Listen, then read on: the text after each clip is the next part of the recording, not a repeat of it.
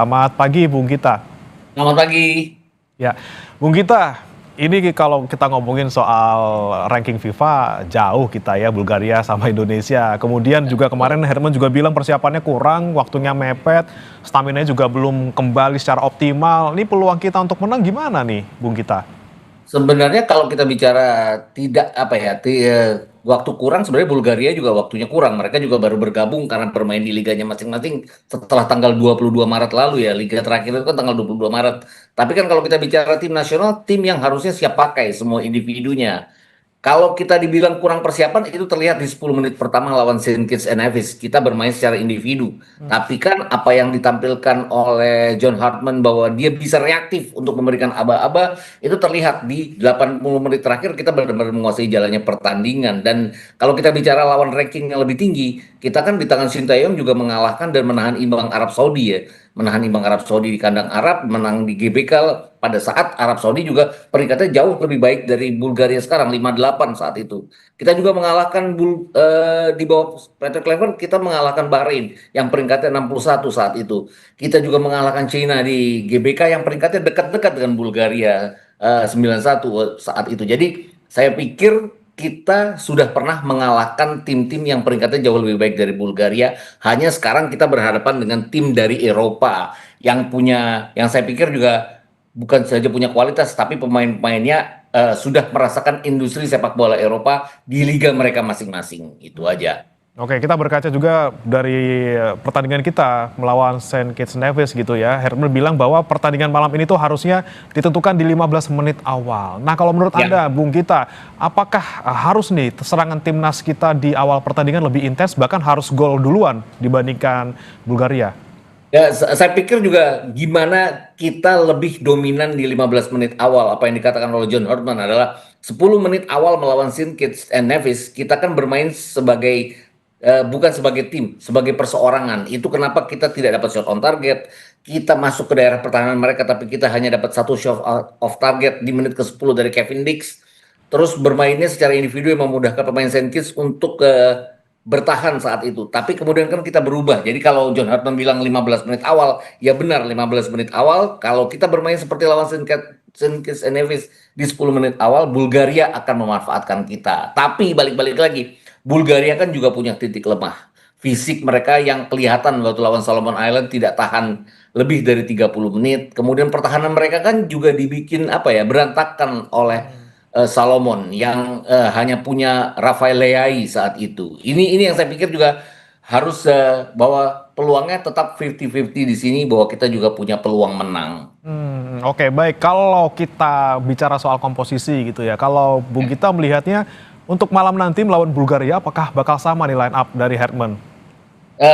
Mau coba-coba ya, saya pikir ya apa-apa yang John Hartman juga mungkin saja Audiero yang akan main di bawah misal. Tapi kalau kita lihat tiga di belakang, saya pikir akan tetap pada yang terbaik itu Rizky Ridho, kemudian Jay Itzes dan juga Elkan Bagot yang kemarin sebenarnya tidak diuji sama sekali, hanya satu peluang dari Saint Kitts and Nevis on target, yang lainnya mereka benar-benar terkunci di lapangan tengah. Kemudian Kevin Dix pasti akan tetap menjadi pemain sayap. Donny Tree yang bermain baik kemarin tetap akan ada di sana. Mungkin pergantiannya hanya pada Joey Polipesi menggantikan Jori Amat. Calvin Verdong juga akan tetap bermain. Dan saya pikir juga kalau dia kemarin mengatakan bahwa Ramadan Sananta nggak buruk-buruk amat ya, walaupun dia agak aneh. John Hartman agak aneh menganalogikan eh, Sananta dengan Giroud di Piala Dunia 2018, walaupun saya pikir juga nggak sama. Tapi rasa-rasanya Sananta tetap akan dimainkan. Beckham Putra juga akan tetap dimainkan, dan Ole Romani dengan perannya kemarin sebagai apa ya, sebagai penjemput bola, sebagai provider juga saya pikir akan dimainkan. Jadi pergantiannya mungkin hanya pada Jody Armat digantikan oleh Joe Pelopesi sejak awal. Tapi kalau kita melihat perubahan daftar pemainnya nih, Bung Gita, yang menarik adalah Mauro digantikan Jens Raven. Nah, kalau Anda melihatnya, peluang Jens Raven sebagai penyerang seperti apa, Bung Gita?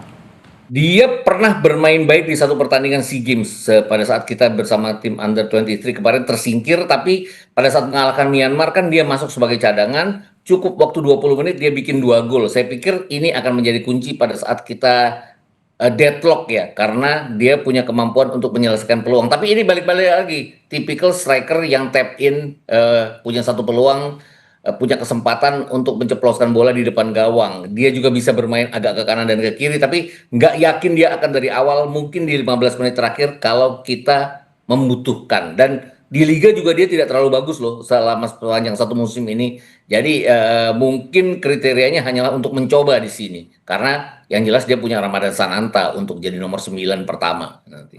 Oke, baik. Sekarang kita melihat bagaimana lawan kita analisis lawan gitu, Bung Gita. Kalau Yes. Anda melihat mungkin dari permainan Bulgaria beberapa waktu terakhir, apa sih yang kemudian harus kita waspadai gitu? Apakah mungkin dari sisi kecepatannya atau mungkin akurasinya gitu, Bung Gita? Kalau kita lihat pertandingan melawan Solomon kemarin juga di beberapa kualifikasi Euro dan Piala Dunia, mereka jelas punya kemampuan di lini depan ya. Sayap mereka bagus.